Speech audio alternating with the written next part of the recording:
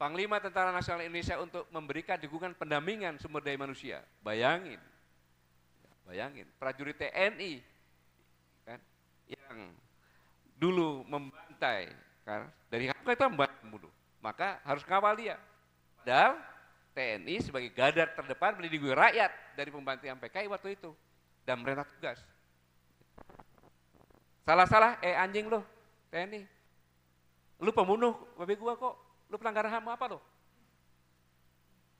Jadi TNI sekarang suruh mendampingi prajurit TNI. Ini pasti berbondong-bondong akan minta pensiun dini. Karena yang dimiliki oleh TNI hanya kesatria, patriot, dan kebanggaan. Begitu itu hilang, selesai sudah. Memberikan dukungan dalam penyiapan dan pemanfaatan sarana prasarana, terutama di wilayah sulit akses sesuai dengan kondisi kebutuhan. Kalau saya bilang, Pak, tempat saya itu nggak ada jalan di sana, pinjam helikopter, harus kasih. Perintah kok ini, harus dikasih perintah. Kalau enggak, kamu pasti bukan PKI, kamu pembunuh. Kepala Kepolisian Republik Indonesia mengambil langkah-langkah kooperatif yang bertujuan mengamankan dan menjaga ketertiban masyarakat. Polisi pun sama. Jadi kalau dalam polisi itu tokoh PKI, ya kan, minta pengawalan TNI sama Polri, kewajiban itu menjaga.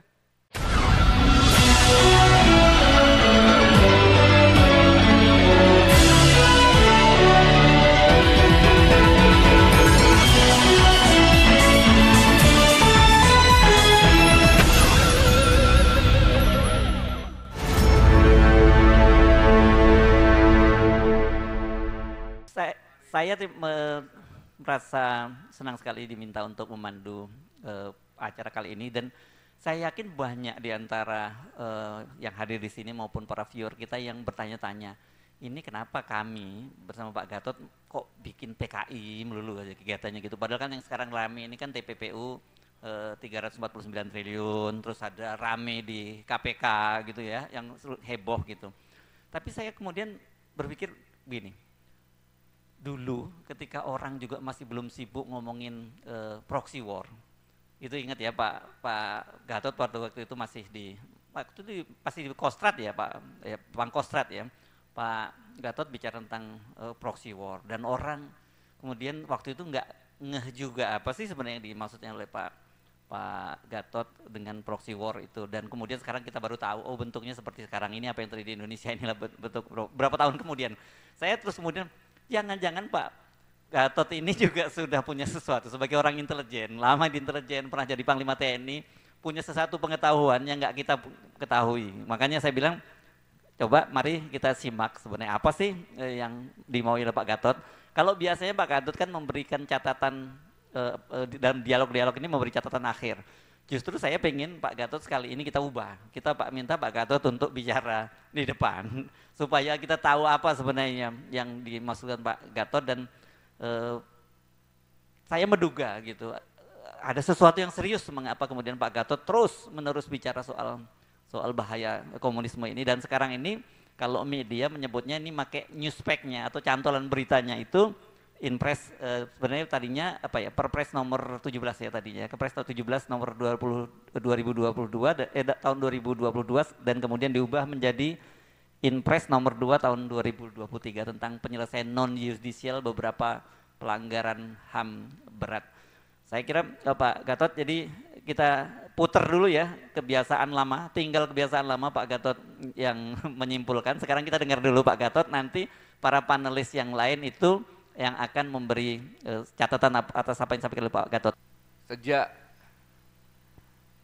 kurang lebih 26 Agustus 2022,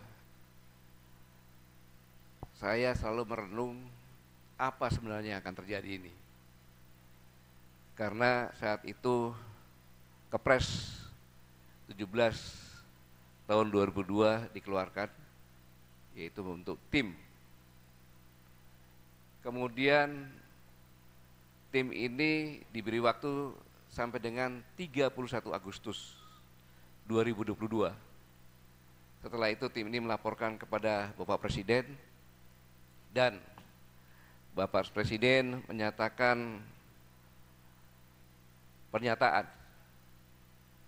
Selanjutnya ditindaklanjuti dengan Impres Presiden nomor 2 tahun 2023 dan bersamaan juga dikeluarkan Kepres 4 2023 tanggalnya sama 15 Maret.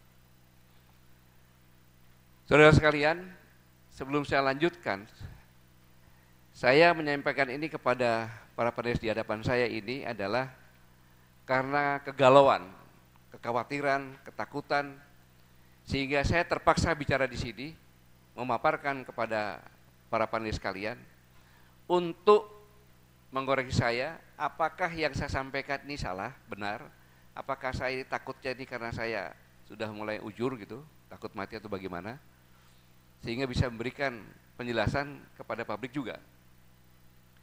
Karena menurut pemikiran saya, bahwa ini adalah konsep gerakan komunis gaya baru di mana komunis raya dunia yang dimulai dengan mereka melakukan asymmetric warfare, di mana gerakan ini merupakan gerakan clandestine, di mana menggalang kekuatan perlawanan rakyat dengan cara menyebar fitnah, opini-opini negatif, isu-isu sentimental, memprovokasi kekuatan civil society, mengatasnamakan kebenaran, keadilan, kesejahteraan untuk seluruh masyarakat, dan akhirnya agar membenci pemerintahan khususnya Soeharto.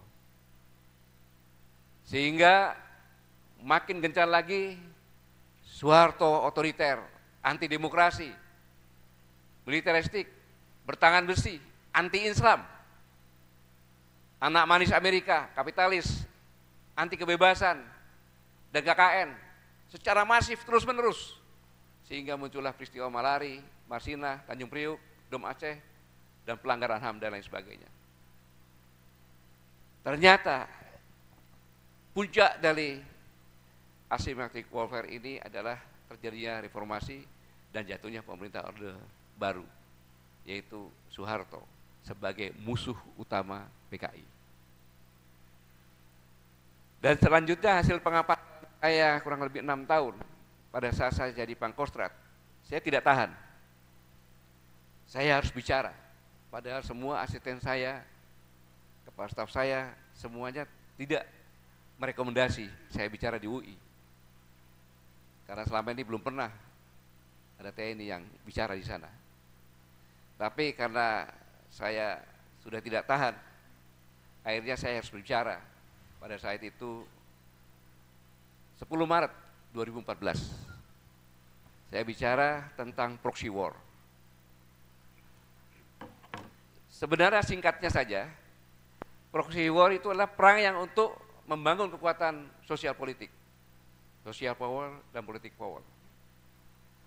Di mana pada saat saya di UI, saya bertanya kepada mahasiswa, ada strata sarjana dan pasca sarjana waktu itu ada sekitar 5.000-an.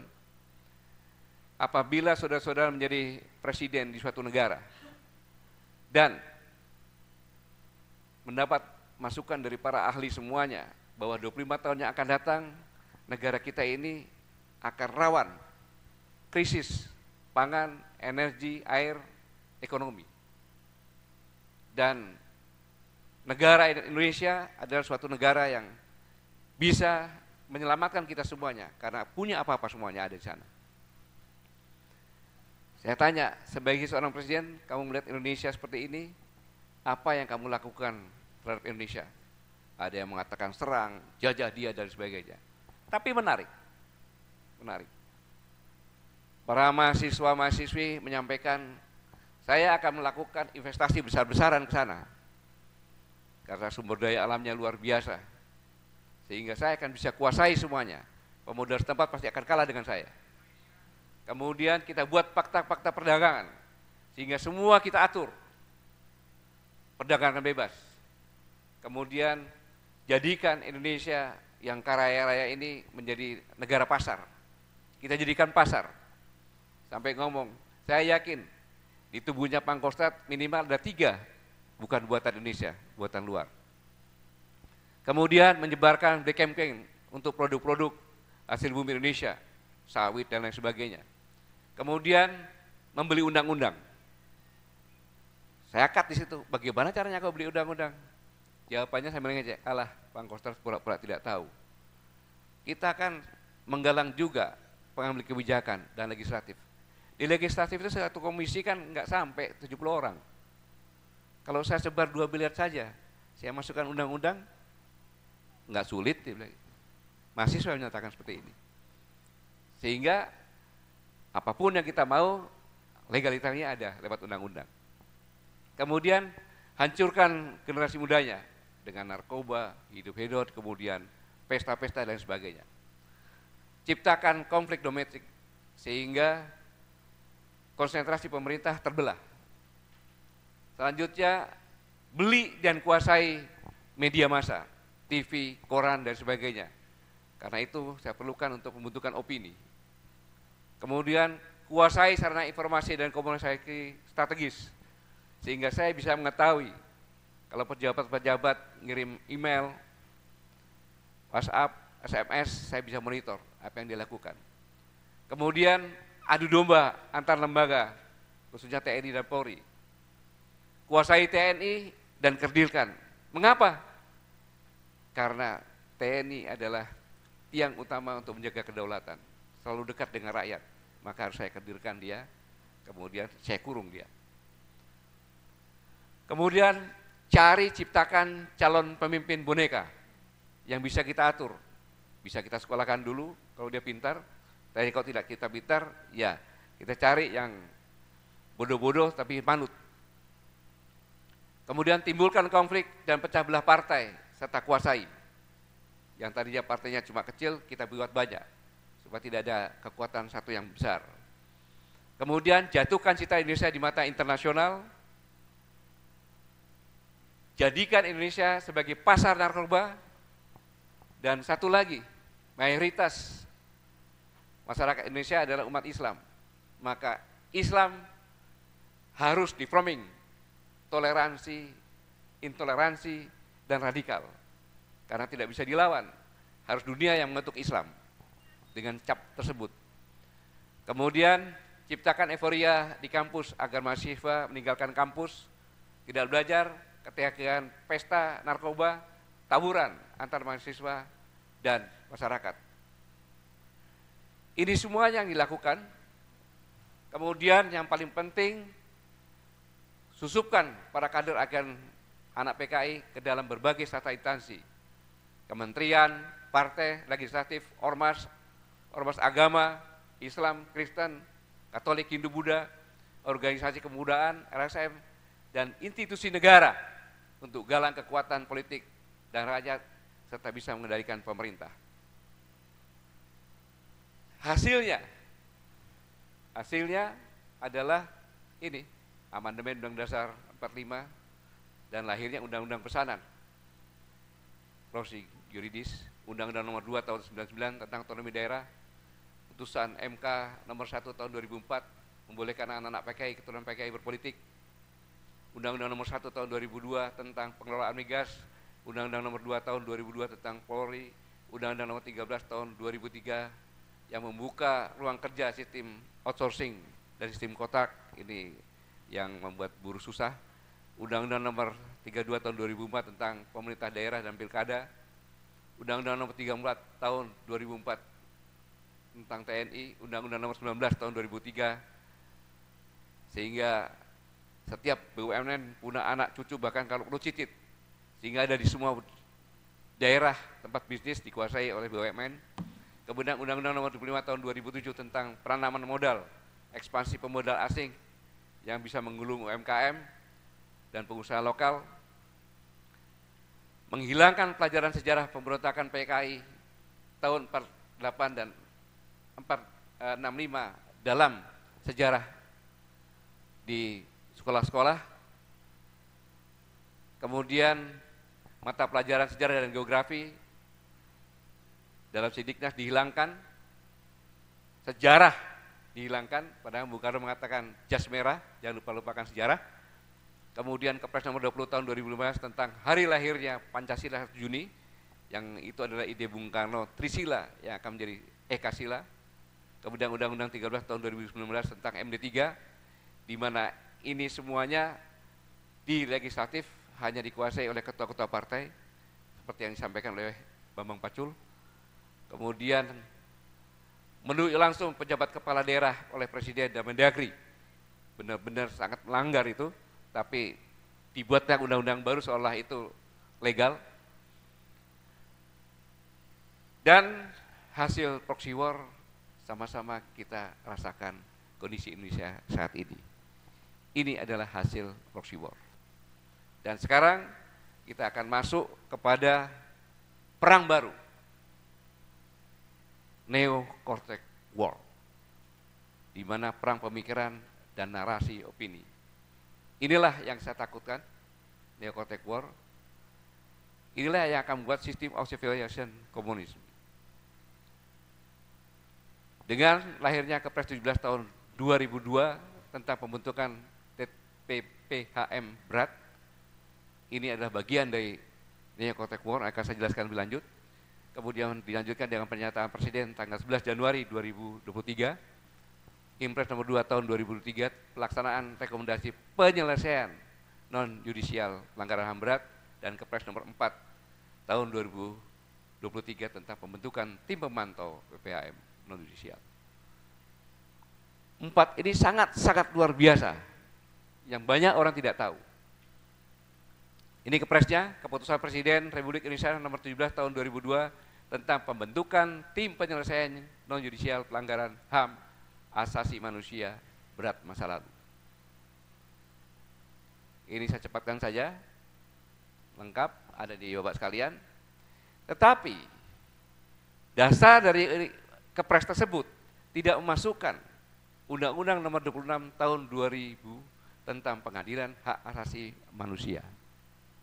Padahal kalau berkaitan dengan pernyataan pelanggaran HAM berat berdasarkan pasal Undang-Undang nomor 26 tahun 2000, bahwa apabila kejadian atau peristiwanya terjadi sebelum diundang-undangkannya tahun Undang-Undang nomor 26 tahun 2000, maka dilaksanakan dengan pengadilan ad hoc. Sengaja tidak dimasukkan dalam landasan, ada maksudnya, supaya dengan bebas menyatakan pelanggaran HAM berat. Tim TPHM sebagaimana dimaksud dalam pasal 1 mempunyai tugas melakukan pengungkapan dan upaya penyelesaian non-judisial pelanggaran hak asasi manusia yang berat masa lalu berdasarkan data dan rekomendasi yang ditetapkan Komisi Nasional Hak Asasi Manusia sampai dengan tahun 2020. Padahal pada tanggal 23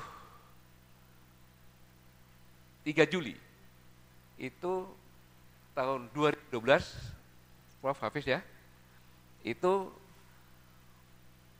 Komnas HAM menyampaikan tentang temuan pelanggaran hak asasi manusia kepada Kejaksaan Tinggi dan ditolak oleh Kejaksaan Tinggi. Ditolak. Karena sangat premier baik kualitas maupun kuantitasnya. Ini. Waktu itu ketua timnya Nurholis Esa. Lemah secara kualitatif maupun kualitatif dan tidak memenuhi kriteria kebenaran sepenuhnya, dan samplingnya tak sepenuhnya representatif karena harus ada kriteria kebenaran sepenuhnya. Dan selanjutnya tim ini jumlahnya hanya 12 orang, waktunya hanya 126 hari kalau tidak salah, tetapi harus mengungkap analisa pelanggaran hak asasi manusia yang berat masa lalu dengan latar belakang, sebab akibat, faktor pemicunya, identitas korban, dan dampak yang ditimbulkan. Sejak 26 Agustus sampai dengan 31 Desember, kalau saya hitung hanya 126 hari. 12 orang dan harus mengungkap pelanggaran HAM berat. 12 orang. Menghasilkan peristiwa pelanggaran HAM berat di berbagai peristiwa, ada 12 peristiwa. Dari tahun 1965, 66 sampai dengan tahun 2003. Luar biasa, 126 26 hari, 12 orang bekerja, bisa. Ini kan aneh bin ajaib. Mungkin mereka semuanya yang punya ilmu bim salah bim. Ini pernyataan beliau.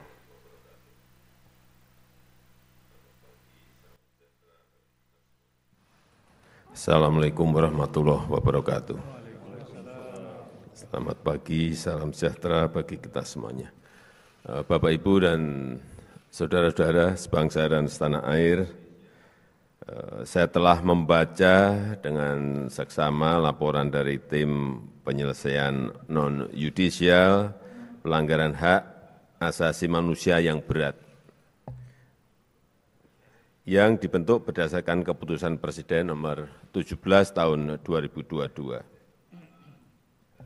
Dengan pikiran yang jernih dan hati yang tulus, saya sebagai Kepala Negara Republik Indonesia mengakui bahwa pelanggaran hak asasi manusia yang berat memang terjadi di berbagai peristiwa. Dan saya sangat menyesalkan terjadinya peristiwa pelanggaran hak asasi manusia yang berat pada yang pertama, peristiwa 1965-1966, dua, peristiwa penembakan misterius 1982-1985, tiga, peristiwa Talangsari, Lampung, 1989. Empat, peristiwa Rumah Gudong dan Pos Satis di Aceh, 1989. Yang kelima, peristiwa penghilangan orang secara paksa tahun 1997-1998. Enam, peristiwa kerusuhan Mei 1998. Tujuh, peristiwa Trisakti dan Semanggi 1 dan 2, 1998 dan 1999. 8, peristiwa pembunuhan Dukun Santet 1998-1999. 9, peristiwa Simpang KKA di Aceh tahun 1999. 10, peristiwa Wasior di Papua 2001-2002, 11 peristiwa Wamena, Papua di 2003, dan 12 peristiwa Jambu Kapok di Aceh. Saya menaruh simpati dan empati yang mendalam kepada para korban dan keluarga korban. Oleh karena itu, yang pertama, saya dan pemerintah berusaha untuk memulihkan hak-hak para korban secara adil dan bijaksana tanpa menegasikan penyelesaian yudisial. Yang kedua, saya dan pemerintah berupaya sungguh-sungguh agar pelanggaran hak asasi manusia yang berat tidak akan terjadi lagi di Indonesia pada masa yang akan datang. Dan saya minta kepada Menteri Koordinator Politik, Hukum, dan Keamanan, Menko Polhukam, untuk mengawal upaya-upaya konkret pemerintah agar dua hal tersebut bisa terlaksana dengan baik. Semoga upaya ini menjadi langkah yang berarti bagi pemulihan luka sesama anak bangsa, guna memperkuat kerukunan nasional kita dalam negara kesatuan Republik Indonesia. Saya rasa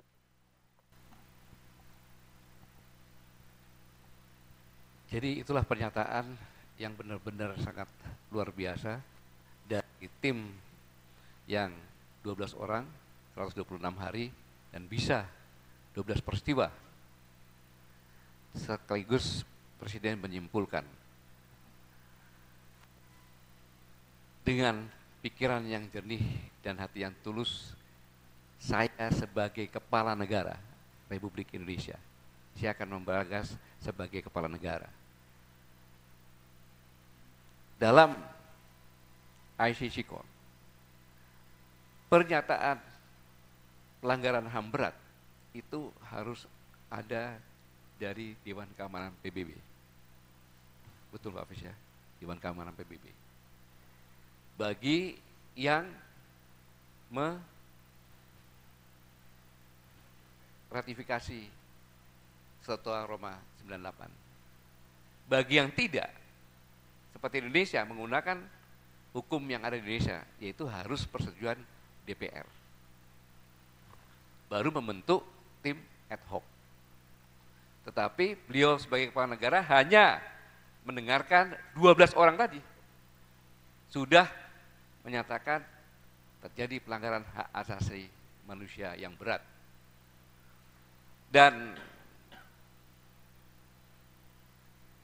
menyatakan saya sangat menyesal terjadinya pelanggaran berat tersebut. Kemudian pemerintah berusaha memulihkan hak para korban secara adil bijaksana tanpa negasi yang penyelesaian judisial. Pelanggaran HAM berat ini agar publik semuanya tahu. Karena kalau tidak tahu, itu pelanggaran HAM berat biasa saja.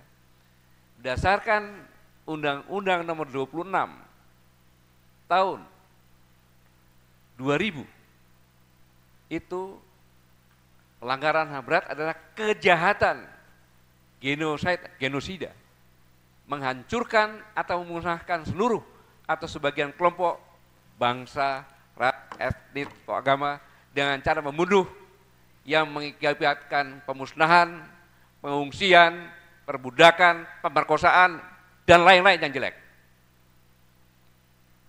Dan juga melakukan kejahatan terhadap kemanusiaan, yaitu perbuatan yang dilakukan sebagai bagian dari serangan yang meluas dan sistematik, yang diketahuinya bahwa serangan tersebut ditunjukkan secara langsung terhadap penduduk sipil berupa pembunuhan, pemusnahan, penyiksaan, pemerkosaan, dan lain-lain. Ini perlu saya jelaskan benar bahwa kalau sudah dikatakan telah terjadi pelanggaran HAM berat, itu negara yang menyampaikan seperti ini, berarti yang melakukan adalah alat negara. Kalau ngambil sampel tahun 1965-66, ya ABRI, jadi mudah, dan umat Islam. Ini yang perlu dipahami bersama-sama, luar biasa. Presiden sudah mengatakan seperti ini. Selanjutnya, berdasarkan pasal 43 ayat 2 Undang-Undang Nomor 26 yang saya sampaikan tadi, pengadilan HAM ad hoc sebagaimana dimaksud dalam ayat 1 dibentuk atas usul Dewan Perwakilan Rakyat Republik Indonesia berdasarkan peristiwa tertentu dengan keputusan Presiden. Pertanyaannya adalah, mengapa Presiden dalam menerbitkan keputusan Presiden nomor 17 tahun 2002 tidak mengikuti logika undang-undang ini dengan terlebih dahulu berkonsultasi dan meminta pertimbangan DPR RI. Ini suatu konstitusi juga. Saya berani menyampaikan seperti ini sebagai seorang presiden kepala pemerintahan. Menurut saya, makanya saya bertanya nanti, ada Bung Refki Harun di sini. Selanjutnya, pengakuan dan penyesalan presiden tersebut memberi kesan dan pesan bahwa pelakunya adalah pihak ABRI yang saya sampaikan tadi, TNI dan Polri sebagai alat negara, dan korbannya adalah PKI. Pembenaran itu didasari oleh logika bahwa terdapat penyalahgunaan kekuatan bersenjata, abuse of power, dari TNI dan Polri terhadap PKI sebagai pihak yang lemah dan korban. Itu logika. Ini sangat luar biasa. Sebenarnya ini terbantahkan, nanti Pak Ahmad Ngokong juga saya minta pendapatnya. Dari kesaksian sejarah betapa kejamnya PKI pada pemberontakan G30 PKI yang telah menculik, menyiksa, membunuh para ulama dan santri, ada refleks-refleksnya di mana-mana. Dan yang tragis, menculik, menyiksa, dan membunuh sejumlah jenderal. Dan kemudian jenazahnya ditumpuk, dimasukkan secara paksa di dalam lubang buaya. Saya ingin sedikit menjelaskan siapa jenderal-jenderal itu. Letnan Jenderal Anumerta Ahmad Yani adalah Panglima Angkatan Darat atau Kepala Staf Angkatan Darat sekarang ini. Perhatikan yang kedua, Mayor Jenderal Raden Suprapto, Deputi 2 Menteri Panglima Angkatan Darat bidang administrasi, kalau sekarang asisten personil Kasat. Kemudian Mayor Jenderal Mas Tirto Diarmo Haryono, Deputi 3 Menteri Panglima bidang perencanaan dan pembinaan, asisten perencanaan. Kemudian Mayor Jenderal Siswondo Parman, asisten 1 Menteri Panglima adalah asisten intelijen. Dan Brigadir Jenderal Donald Ishak Panjaitan, asisten 4 Menteri Panglima di bidang logistik. Dan Brigadir Jenderal Stoyo Iswo Miharjo, Inspektur Kehakiman atau Editor Jenderal Angkatan Darat, yaitu seperti jaksanya kalau di sipil. Dan Kapten Pierre Tendian, ajudan dari Jenderal Ahmad Nasution. Sebenarnya Jenderal Nasution pun akan dibunuh. Jadi struktur di Angkatan Darat pimpinannya habis semuanya itu. Baik kasatnya, asistennya habis itu. Nggak ada pemimpin pada situ Angkatan Darat. Karena habis semuanya. Panglima, Menteri Pertahanan dan Keamanannya pun Jenderal Nasution harusnya habis juga. Pasukan sedang diprovokasi untuk ke perbatasan Malaysia semuanya. Ini luar biasa perencanaannya. Dan dengan menyatakan seperti itu, maka merubuhkan harkat martabat Tentara Nasional Indonesia dan Polri yang dapat mengganggu harmoni kehidupan sosial di masyarakat.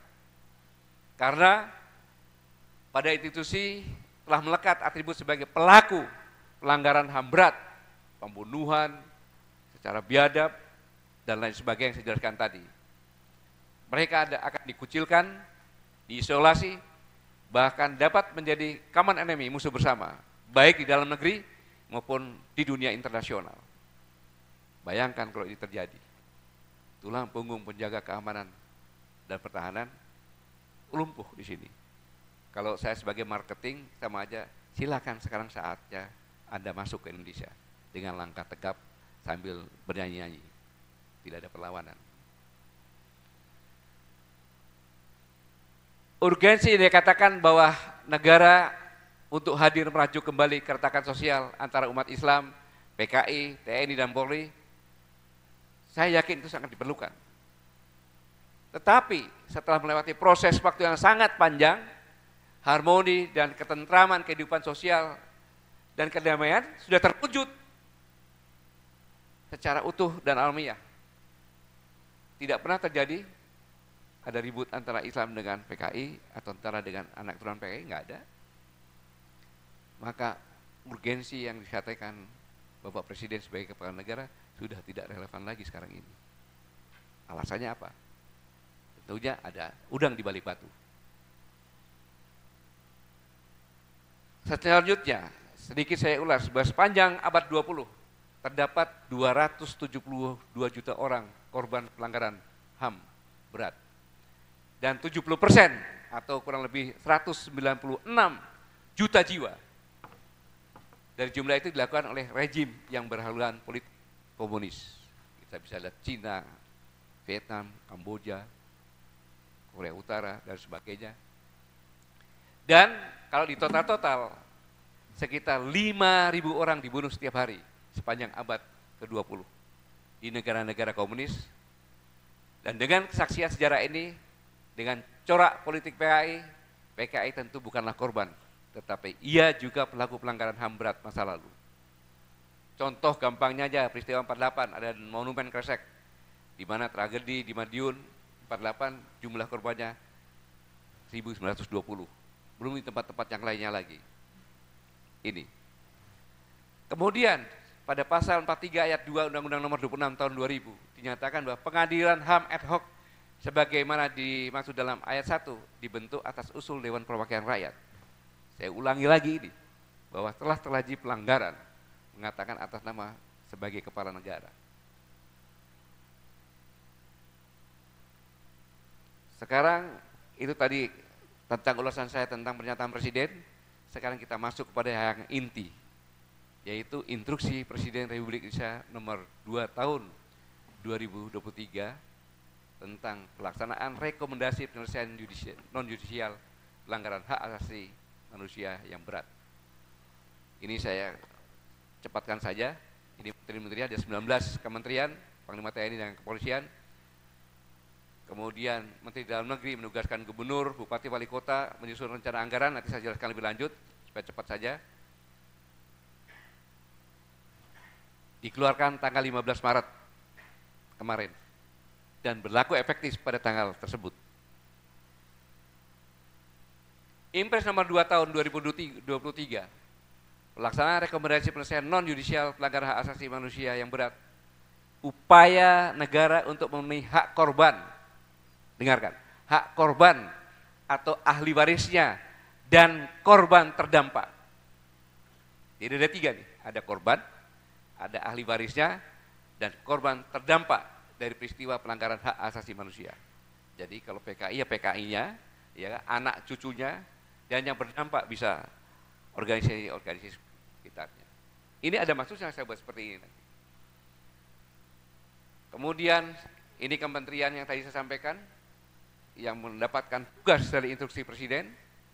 Kemudian perhatikan, Menteri Dalam Negeri untuk menugaskan gubernur, bupati, dan wali kota untuk menyusun perencanaan dan pengalokasian anggaran berupa program dan kegiatan melalui anggaran pendapatan dan belanja daerah dalam melaksanakan rekomendasi tim PPHM di wilayahnya.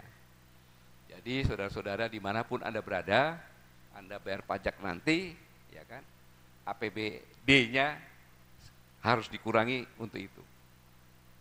Selanjutnya Menteri Luar Negeri untuk meningkatkan diplomasi dengan dunia internasional terkait langkah pemerintah dalam penyelesaian non-yudisial pelanggaran hak asasi manusia yang berat. Menteri Luar Negeri dengan duta besarnya menjelaskan bahwa benar telah terjadi pelanggaran berat di Indonesia seperti yang saya jelaskan tadi dapat dampaknya. Dan pelakunya jelas, saya jelaskan tadi. Menteri Keuangan ini mengordinasikan kebijakan anggaran kementerian lembaga untuk melaksanakan rekomendasi tim PPHM dan memberikan prioritas beasiswa pendidikan bagi anak-anak korban melalui lembaga pengelolaan dana pendidikan. Jadi yang katanya PKI tadi, anak cucunya dan yang berdampak, maka tidak usah memikirkan uang sekolah. Ada beasiswanya bahkan, sudah sekolah dikasih duit lagi. Kemudian Menteri Pendidikan, Kebudayaan, Riset, dan Teknologi untuk memberikan, ditegaskan lagi, beasiswa pendidikan bagi korban anak-anak korban. Kemudian memberikan bantuan perlengkapan atau peralatan kebudayaan dan memberikan bantuan fasilitas pendidikan. Kalau tidak punya tempat kos, disiapkan tempat kos. Luar biasa. Selanjutnya, Menteri Kesehatan memberikan prioritas bagi korban untuk mendapatkan pelayanan kesehatan sesuai dengan indikasi medis. Jadi, dokter-dokter nanti begitu dia punya surat sakti bahwa saya keturunan PKI, maka harus memprioritaskan. Jadi dapat semacam VVIP lah. Menyediakan iuran Badan Penyelenggara Jaminan Sosial kepada korban untuk mendapatkan pelayanan kesehatan melalui Badan Penyelenggara Jam Sos Kesehatan. Jadi yang biasanya iuran, dia tidak iuran, sudah dapat langsung, gratis. Selanjutnya, Menteri Sosial untuk memberi bantuan dan atau rehabilitasi sosial, memberikan jaminan hari tua bagi korban atau ahli warisnya dan korban terdampak yang berusia lanjut. Jadi anak-anak keturunan PKI nggak usah khawatir, di PHK dia jaminan hari tuanya ada. Ini kayak hidup di surga ini, luar biasa. Menteri Pekerjaan Umum dan Perumahan Rakyat melakukan perbaikan atau pembangunan rumah. Bilang saya, dulu rumah saya dibakar Pak, gimana mau nyari, udah berapa puluh tahun yang lalu. Maka dibuatkan rumah, dibuatkan jalan. Petani yang lihat, buat irigasi nanti ada. Melakukan perbaikan pembangunan, melakukan pembangunan memorial. Jadi lubang buaya nanti ditutup, dirubah tempat pembantaian PKI oleh ABRI. Semua. Bahkan karena pelanggaran HAM itu menurut HAM itu dari di mana-mana dan pelakunya adalah ABRI, maka pasti ada mimpin. Yang memimpin adalah Letnan Jenderal Soeharto waktu itu. Tetapi siapa? Berdasarkan perintah 11 Maret yang memimpin adalah Presiden. Presiden pun tercap sebagai pelanggaran HAM berat, Presiden Soekarno. Maka tugas Menteri PU nanti adalah merubah Bandara Soekarno-Hatta menjadi Bandara Adi Nyoto. Senayan, kan Gelora Bung Karno dirubah Gelora Aidit. Memang kalau seperti ini. Ini dampaknya. Selanjutnya, Menteri Pertanian untuk mengadakan alat dan mesin pertanian. Jadi petani, saya sawah ya harus ada alat bajaknya, alat panennya, alat pengeringnya, dikasih gratis semuanya. Dan penyediaan benih bibit dan bibit hewan. Mau berternak ayam, minta bibit, dikasih bibit ayam. Kambing dikasih kambing, sapi dikasih bibit kambing. Ini perintah instruksi Presiden loh ini. Menteri harus melakukan itu. Jadi luar biasa enaknya.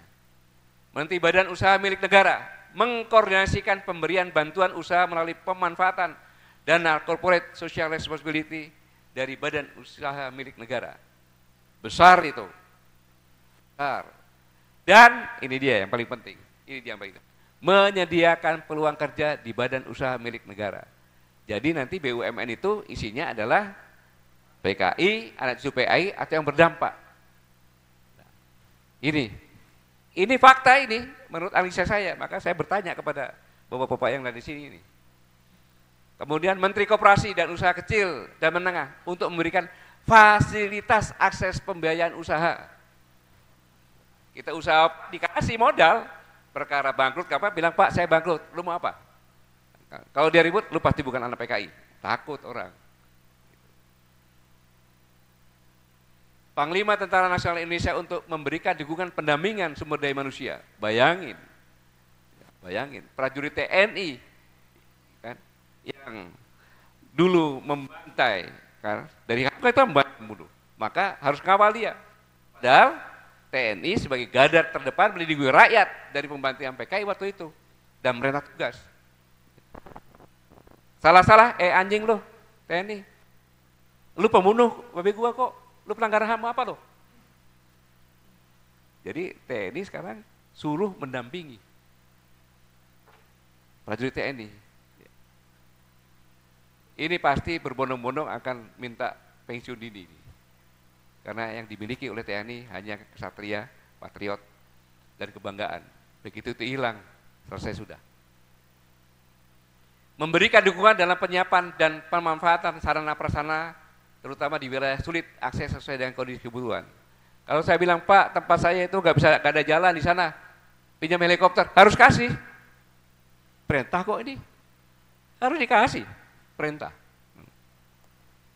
Kalau enggak, kamu pasti bukan PKI, kamu pembunuh. Kepala Kepolisian Republik Indonesia mengambil langkah-langkah kooperatif yang bertujuan mengamankan dan menjaga ketertiban masyarakat. Polisi pun sama.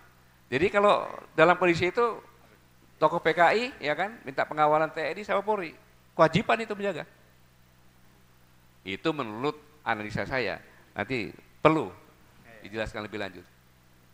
Ketiga, pembiayaan untuk pelaksanaan rekomendasi penyelesaian non-judisial pelanggaran hak asasi manusia yang berat dibebankan pada masing-masing kementerian lembaga dan pemerintah daerah sesuai tugas dan fungsinya. Jelas perintahnya.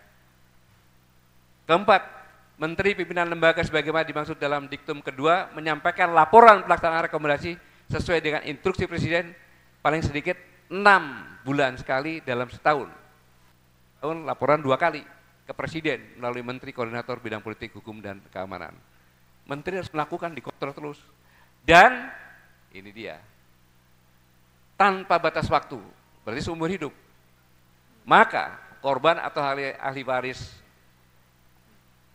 dan korban berdampak dari peristiwa pelanggaran hak asasi manusia menjadi warga negara terhormat. Jelas, karena dia mendapat beasiswa pendidikan, mendapat bantuan perlengkapan peralatan, bantuan fasilitas pendidikan, mendapat prioritas pelayanan kesehatan, mendapat iuran BPJS, mendapat rehabilitasi sosial, mendapat jaminan hari tua, mendapat perbaikan bangunan rumah, dan ada bangunan bahwa PKI sekarang menjadi pahlawan, dan umat Islam serta TNI adalah pelanggar HAM, membunuh, dan mendapat alat mesin pertanian, mendapat benih tanaman dan bibit hewan, mendapat bantuan usaha melalui CSR dari BUMN, mendapat kerja di tempat BUMN, mendapat fasilitas akses pembiayaan usaha, mendapat dukungan pendampingan sumber daya manusia, diamankan oleh TNI dan Polri, dan mendapat dukungan dalam penyiapan dan manfaat sarana-prasarana alutsistanya. Tadi saya katakan, terutama di wilayah sulit akses, mendapat jaminan keamanan dari kepolisian. Apakah itu bukan warga negara terhormat? Kemana-mana dikawal, luar biasa. Pembiayaan untuk pelaksanaan rekomendasi penyelesaian judisial asasi manusia yang berat dibebankan kepada masing-masing kementerian, saya sampaikan tadi, laporan 6 bulan, dan Impres nomor 2 tahun 2023 ini berlaku mulai tanggal 15 Maret yang lalu, sampai dengan tanpa batas waktu. Nggak ada tulisan tanpa batas waktu. Jadi ini adalah sebenarnya dalam strata penduduk Indonesia ada warga terhormat seperti bangsawan. Jadi mungkin tidak lama lagi, bisa setahun, 2 tahun, 3 tahun lagi akan terbentuk kelompok warga sebagai bangsawan. Ya, yang lainnya dianggap budak itu. Jadi kembali lagi kita pada zaman dahulu kala, kalau kita ada cerita-cerita Korea lah, apa ada bangsawan, ya ini akan muncul bangsawan baru. Warga itu adalah korban atau ahli waris dan korban terdampak dari peristiwa pelanggaran hak asasi manusia PKI dan keturunannya. Selanjutnya setelah itu terjadi, maka masuk pada soft revisional melalui Deokortek tadi, operasi strategi kontradiksi. Itu yang terjadi, menjadikan agama mayoritas penduduk Indonesia Islam menjadi musuh negara yang mesti dihabisi. Jangan salah nanti, pesantren-pesantren pun dulu pernah bunuh katanya kan, pasang di sana memorial bahwa anak keturunan PKI dibunuh oleh santri-santri, maka tidak boleh ada pesantren lagi. Bisa jadi, menurut saya itu bisa jadi. Problem yang negatif bahwa Islam adalah radikal, toleransi, terorisme terhadap Islam dan kelompok-kelompok mayoritas menggunakan instrumen kekuasaan. Lu radikal, lu intoleransi, lu teroris, ambil masuk, selesai sudah. Pecah belah sama umat Islam supaya tidak besar, kita rasakan sekarang. Dan Profesor Yudian Wahyudi menyampaikan agama adalah musuh Pancasila. Mengadopsi agama adalah candu dari Montesquieu. Jelas sudah. Apalagi yang kurangnya? Stigmatisasi agama sebagai ancaman negara untuk menjauhkan negara dari pengaruh agama. Ini tujuannya. Selanjutnya nomor 2, menjadikan institusi pertahanan dan keamanan TNI Polri warga kelas bawah dengan tuduhan melanggar HAM dan pembunuh rakyat sehingga dimusuhi oleh rakyat dan dunia internasional. Maka hasilnya Undang-Undang TNI direvisi atas pelanggaran HAM berat tersebut. TNI harus masuk barak, maka Kodam dihapuskan, Korem dihapuskan, Kodim dihapuskan, Koramil dihapuskan, Babinsa dihapuskan. Ini adalah perjalanan yang sangat panjang sejak tahun 50-an berusaha untuk menghilangkan Babinsa, karena Babinsa adalah mata telinga yang efektif dimanapun berada. Undang-undang pidana TNI dirubah menjadi pidana umum. Ya, penyidiknya ya Polri nanti, penuntutnya kejaksaan. Menjadikan polisi garda utama alat negara mirip gaya kepemimpinan Stalin, Hitler, dan Mao Tse-tung. Benar atau tidak? Silakan saja. Selanjutnya menggunakan teori guna tolol. Memanfaatkan orang-orang atau tangan-tangan lain di institusi yang oportunis sebagai ujung tombak. Kalau orang yang tolol kan disuruh apa-apa, ikut-ikut aja. Kamu ke sana ngerampas partai orang, ikut aja. Kamu ke sana laporan bahwa pelanggaran ini, ikut saja dia. Persiapkan alibi penundaan pemilu atau perpanjangan periode jabatan presiden dan menang Pilpres tahun 2024. Pastikan estafet kekuasaan tetap status quo. Kejar target lagi undang-undang HIP dan undang-undang BPIP dan memposisikan presiden sebagai panglima tertinggi. Padahal undang-undang tidak mengatakan seperti itu, hanya untuk mobilisasi kalau terjadi perang. Ya nanti pangdam-pangdam semuanya, Panglima TNI Kasat tidak bisa menentukan, yang menentukan Panglima tertinggi nanti. Ya dia hanya sebagai boneka saja, jabatan-jabatan tinggi Pangkostrat, Danjen Kopassus, semuanya presiden tentukan. Kata hanya boneka saja. Kapolri pun sama, Kapolda semuanya dari presiden, tanpa itu tidak bisa. Terbitnya Impres nomor 2 tahun 2023 merupakan narasi opini, Neo Cortex War tadi. Maka berdampak kalau masyarakat, mungkin kalau mendengarkan seperti ini, nanti masyarakat berlomba-lomba. Saya Pak berdampak PKI, dulu kakek saya PKI Pak, ya mau jadi bangsawan gimana? Iya kan? Maka semua rakyat berduyun-duyun mendukung menjadi anak keturunan PKI atau berdampak. Ini suatu program perang yang dikatakan Neo Cortex War, program perang pemikiran dan narasi opini yang sangat luar biasa, sangat luar biasa. Sudah itu demo di mana-mana. Saya ikut demo PKI kan berarti saya masuk bangsawan kan? Demo, cabut TAP MPRS 2566 dan Undang-Undang Nomor 799. Kembalikan PKI sebagai partai yang legal dan realisasikan partai tunggal di DPR RI. Maka keren. Ini suatu yang sangat luar biasa.